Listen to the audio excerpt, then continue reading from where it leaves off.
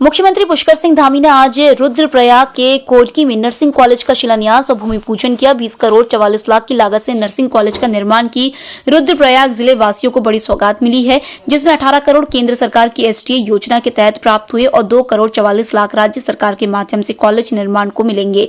वहीं उन्होंने कहा कि यह पूरे क्षेत्र सहित जनपद के लिए महत्वपूर्ण उपलब्धि है। मुख्यमंत्री ने कहा कि इसके साथ ही नागरसू छिनका के मध्य जल्द ही मोटर पुल निर्माण के लिए प्रथम चरण की स्वीकृति प्रदान की जाएगी, जिससे तल्लानागपुर क्षेत्र बद्रीनाथ राष्ट्रीय राजमार्ग से जुड़ जाएगा। तो आप तय मान के चलिए, जितनी यात्रा इस साल हुई है, अब इससे कम यात्रा नहीं होने वाली है। ये यात्रा लगातार बढ़ने वाली है और उस लगातार बढ़ने वाली यात्रा के लिए हम सभी को उसी प्रकार से तैयार होना पड़ेगा। एक बात जरूर हम सब लोगों को अपने स्मरण में भी रखनी पड़ेगी, उसको अपने व्यवहार में भी लानी होगी। इष्ट रावल देवता की पूजा के साथ गोचर में 70वां राजकीय औद्योगिक विकास एवं सांस्कृतिक मेले का शानदार आगाज हो गया है। प्रदेश के मुख्यमंत्री पुष्कर सिंह धामी ने गोचर मेले का विधिवत उद्घाटन किया। मेले के उद्घाटन समारोह में मुख्यमंत्री के पहुंचने पर उनका बैंड की मधुर धुन के साथ फूल मालाओं से भव्य स्वागत किया गया। इस दौरान मुख्यमंत्री ने ऐतिहासिक गोचर मेला मैदान को मिनी स्टेडियम के रूप में विकसित करने और गोचर मेले के सफल संचालन के लिए 10 लाख देने की घोषणा की। लगातार इसमें वृद्धि होने वाली है, लगातार ये मेला बढ़ने वाला है, तो एक गोचर मेला मैदान को मिनी स्टेडियम के रूप में विकसित किया जाएगा, मैं इसकी घोषणा करता हूं। और जो गोचर मेला है, इसके सफल आयोजन के लिए मैं जो इन्होंने कहा, मैं 10 लाख रुपए की घोषणा करता हूं कि 10 लाख रुपए का वो दिया जाएगा। और जो इन्होंने अस्पताल के बारे में कहा है, उसको भी हम लोग निश्चित रूप से उस पर विचार करेंगे। पूर्व मुख्यमंत्री तीरथ सिंह रावत के बयान पर संगठन असहज नजर आता हुआ दिखाई दे रहा है। भाजपा प्रदेश प्रवक्ता मधु भट्ट ने पूर्व मुख्यमंत्री के बयान पर प्रतिक्रिया देते हुए कहा कि ऐसा नहीं है कि राज्य में भ्रष्टाचार व्याप्त हो। उन्होंने कहा कि भ्रष्टाचार के लिए प्रदेश सरकार जीरो टॉलरेंस की नीति पर काम कर रही है। यही कारण है कि मुख्यमंत्री ने भ्रष्टाचार मुक्त के लिए हेल्पलाइन जारी किया है, ताकि कोई भी व्यक्ति भ्रष्टाचार करना चाहे तो उसकी सीधे शिकायत टोल फ्री नंबर पर की जा सके। मुझे कहने में कोई हिचक नहीं होती। जब उत्तर प्रदेश में थे, हम जब अलग हुए तो हमको वो कमीशनखोरी छोड़कर जीरो पे आना चाहिए था। दुर्भाग्य क्या हुआ कि जब उत्तर प्रदेश में 0 से 20 तक परसेंटेज आता था। पारदर्शिता चाहते हैं, अगर हमारी सरकार पारदर्शिता चाहती है, हमारे कार्यकर्ता, हमारे मंत्री, मुख्यमंत्री सभी लोग पारदर्शिता चाहते हैं और पारदर्शिता को लेकर ही काम कर रहे हैं। आपने देखा होगा जिस प्रकार से कहीं भी अगर घूसखोरी का कोई मामला आया है तो तुरंत हमारी सरकार ने उसको निलंबित किया है।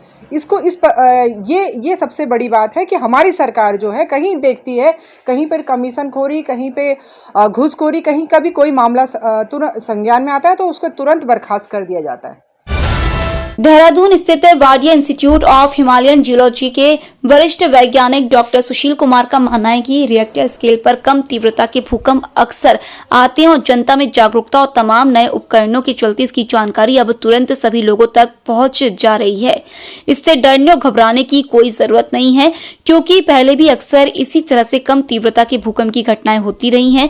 भूकंप के लिहाज से कई इलाके संवेदनशील इलाकों में आते हैं। इसमें सबसे ज्यादा खतरनाक सिस्मिक जोन 5 है।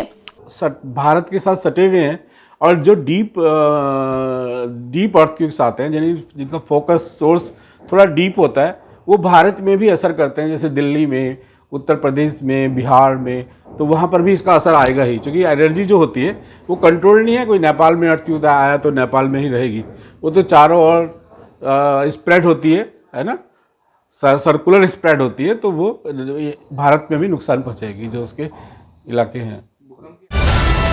मोहाली के तर्ज पर उत्तराखंड में भी 22 नई टाउनशिप विकसित की जाएगी। यह जानकारी शहरी विकास मंत्री प्रेमचंद अग्रवाल ने मीडिया से साझा की है। उन्होंने कहा कि विभाग ने इसका खाका खींच लिया है और गढ़वाल मंडल में 12 जबकि कुमाऊं मंडल में 10 टाउनशिप विकसित की जाएगी। देहरादून जनपद के अंतर्गत 4 नए टाउनशिप बनाने का प्रस्ताव भी सरकार के पास भेजा गया है। मंत्री प्रेमचंद अग्रवाल ने यह भी कहा है कि शहरों के भीतर लगातार बढ़ रहे जनसंख्या दबाव के चलते यह निर्णय लिया जा रहा है।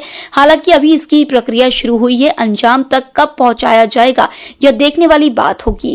हम लोगों के द्वारा जो टीमें गठित की गई थी और जिन्होंने पूरे प्रदेश भर में निरीक्षण किया इस नाते, तो 22 टाउनशिप का उन्होंने क्षेत्र में चिन्हीकरण किया है उसमें 10 कुमाऊं मंडल में है और 12 गढ़वाल मंडल में है। तो इसमें अब ये है कि अभी ये चिन्हीकरण के बाद फिर एक मुख्य सचिव की अध्यक्षता में जो बैठक होगी जिसमें इस सारी चीज़ों को की जानकारी दी जाएगी और उसके बाद फिर मेरे स्तर पे इस पे बातचीत होगी। चिन्हीकरण के बाद जो ज़्यादा सुटेबल स्थान हर दृष्टि से होगा उस पे फिर अंतिम निर्णय माननीय मुख्यमंत्री जी द्वारा लिया जाएगा। तो यानी कि हम कह सकते हैं कि जो मैंने जैसे कहा कि जनसंख्या का बढ़ता घनत्व है, यातायात की समस्या है, इस प्रकार से हम मोहाली के तर्ज पे कर रहे हैं जिसमें हम लोग जो हमारी जिस जगह को हम चयनित कर लेंगे उसमें सीवरेज है, पानी है, बिजली है, वो सुविधाएं सरकार देगी।